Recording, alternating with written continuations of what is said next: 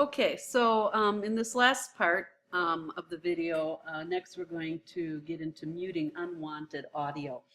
And so far we can preview what we've done here, and you can kind of see the text going across, and we've got our various transitions and colorizations and zooming in. But what we want to do now is we're going to go ahead and play it. So you can see that there's some unwanted audio here.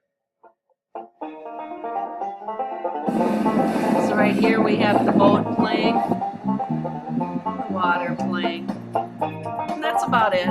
The rest of it is pretty good. So we'll go back to the beginning, and so we want to mute some of that extra sound. So we're going to go to the to boat clip, and we are going to click on the little arrow on the side of the panel there. We're going to click on the audio, and for this particular one we're going to click on mute, and we're going to mute that extra sound.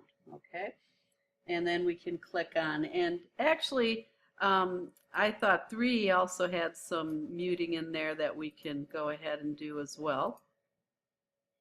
And then we'll go back, click anywhere in the time panel, and we'll play again.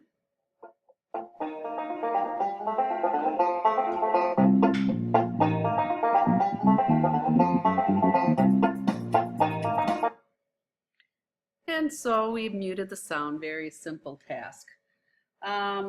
So now we pretty much got our video clip ready to go, and what we need to do is we need to render the video. Photoshop offers several rendering options, and you want to select an option appropriate for streaming video to share on certain sites, and you may have to look at what type of options that you'll want to do. But what we're going to do right now is we're just going to go ahead and choose File, and we're going to go to Export. And what we want to do is we want to go to Render Video. And then we're going to name the file 11 Final.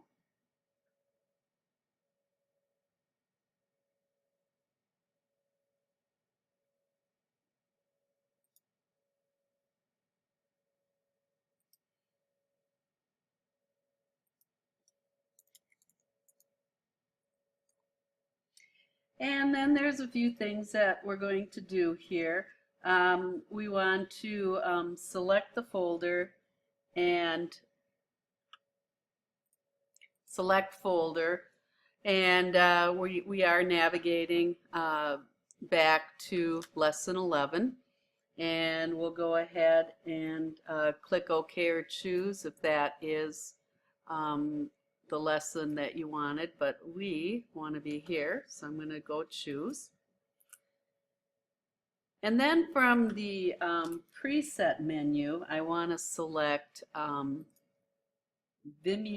HD, and it's going to be 720, 725. And then I'm going to click Render. Now Photoshop, it will take a little bit of time here to render the video, and depending on your computer, of course, is going to determine how long it will take to export it.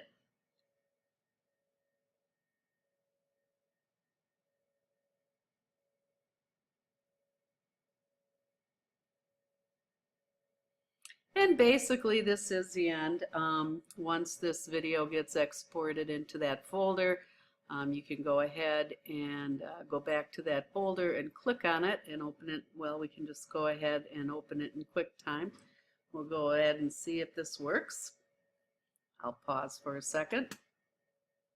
So now that the video has been rendered, we can go ahead and I'm going to go ahead and open up QuickTime. So we'll go to my applications here, and we'll locate our file and make sure everything turned out the way it should. So I have QuickTime open. Go to File, Open File, and go down, and there's my 10 end aisle, and go ahead and click play.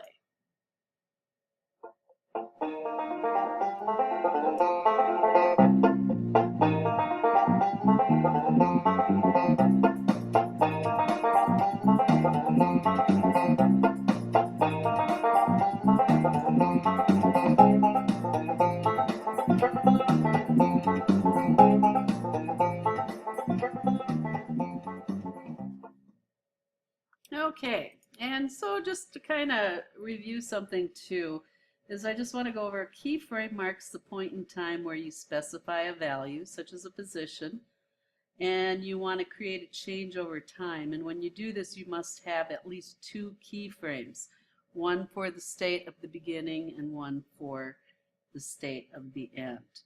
And to create an initial keyframe, you click on the stopwatch into one of these different values that you want to change, and or animate that layer. And Photoshop will create additional keyframes every time you change the values of that attribute.